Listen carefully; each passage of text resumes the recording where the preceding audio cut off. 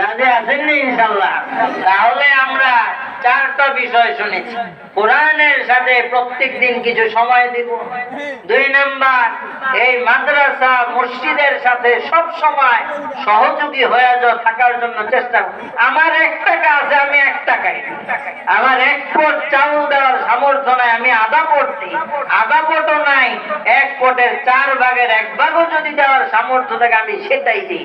এইভাবে আমরা সব সময় এই মাদ্রাসার সাথে থাকার জন্য চেষ্টা করব। এটা ছিল দ্বিতীয় বিষয়।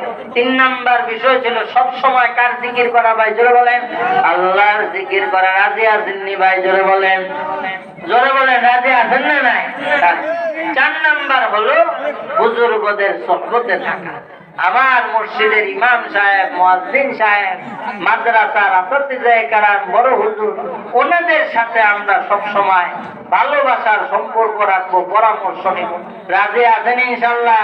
সবাই কারা কারা এটার উপর আমল করতে রাজি আছেন? পর্দার আলের মা বোনেরও হাত উঠান। আমিও হাত উঠাইলাম।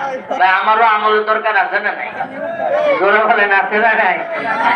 আল্লাহ তাআলা আপনাদের সবাইকে আমল করার তৌফিক দান করেন। আমিন। ওয়া আখিরু দাওয়ানা আনিল হামদুলিল্লাহি রাব্বিল আলামিন।